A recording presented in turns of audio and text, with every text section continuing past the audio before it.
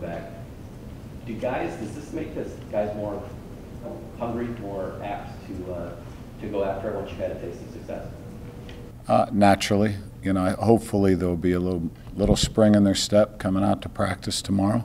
But one thing, I've talked to them about from the beginning is regardless of the result, we'll judge ourselves by our last time we took the field, and so it's more about the process.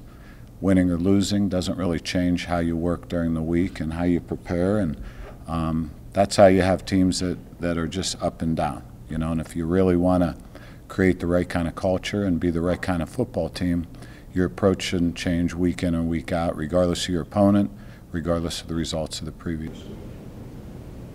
So much of the problem this year stemmed from depth, but in the past week or two, just in the Central Michigan game, Cedric Mitchell had a big day on special teams, Devontae's really come on, Jordan Wayne Frazier had a big catch.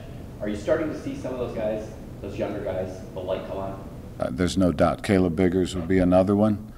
Grant Loy's contribution, all guys that, starting the year didn't really have a role.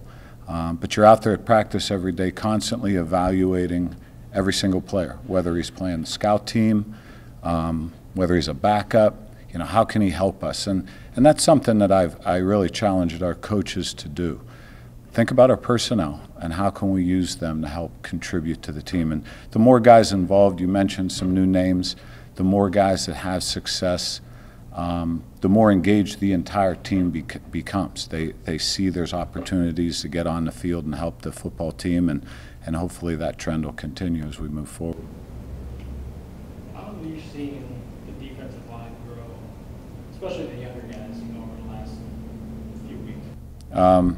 Tremendous growth, and that's something that when I took over, I think, we talked offensive and defensive line play quite extensively that first Sunday, and how could we make it better? And we instituted a little period at the beginning of practice where it's just kind of live in the box, live defending the run, live blocking the run, and really getting our ones versus our ones and throwing some young guys in there with the older guys, and really just focusing on technique, filming it, really simple. We call it a pod drill, really a simple drill. I think it's allowed our guys to progress more rapidly, become more physical, and it's something we'll continue doing, throughout.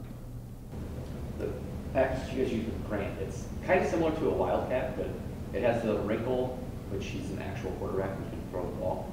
Have you seen the personnel that defenses use against you? Are you seeing good looks from what he can bring out of that? Oh, there's no question. And you said it, he's a dual threat guy. He's a great athlete. He's fast, one of the faster guys on the team.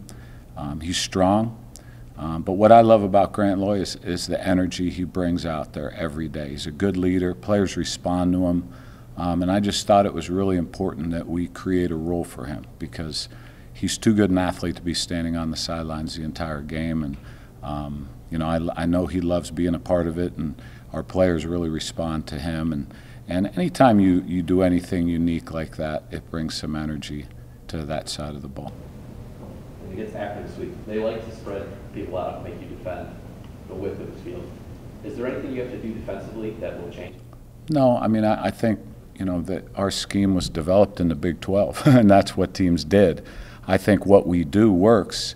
Our Achilles heel this year has been open field tackling and winning those one-on-one battles that you have to win against a spread offense. So, we have to continue to get better at that. And it'll be a good gauge for how much we have improved defensively if we can defend an offense like that.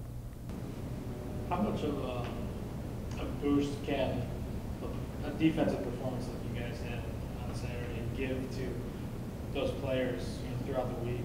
I guess, can it be more of an affirmation for those guys? It is an affirmation. And I've been saying it week after week, and not only here, but in the locker room. I see the improvement, and I see the discipline coming, the understanding of what we're doing defensively. I've seen it progress throughout the year. Despite the injuries, new guys in, the learning continued. I, as a coach, saw signs, but I can tell them not all I want until they actually experience on the field. and see when we execute, when we play with discipline, we play with good eyes. Most importantly, the effort and the energy was unbelievable on Saturday. They should have a newfound confidence. I think they're starting to progress to the point where they're a pretty good defense, and teams are not just going to be able to come in here and just run their basic offense and have their way with us anymore. And they should take that to the bank, take a lot of pride in it, because it's really been a result of the hard work of the players. We still have a simple call sheet from what I'm used to. We're not going deep into our scheme.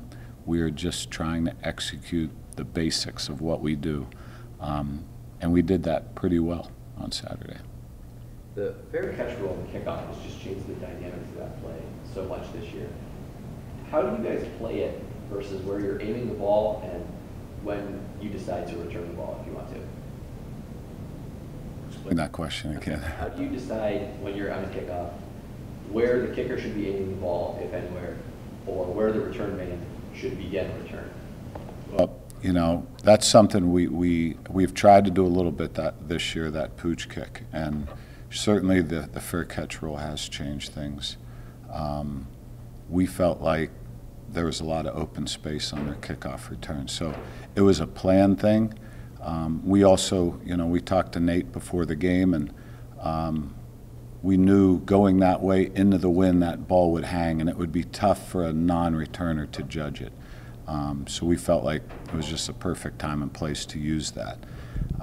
As for, you know, kicking, you know, the fair catch rule hasn't really changed the way we approach that kickoff and that phase of the game. There's always an opportunity to do that. Haven't seen it used much this year. I'm certain as players, as coaches, look back at the season, at the special teams tape, it's usually a year behind.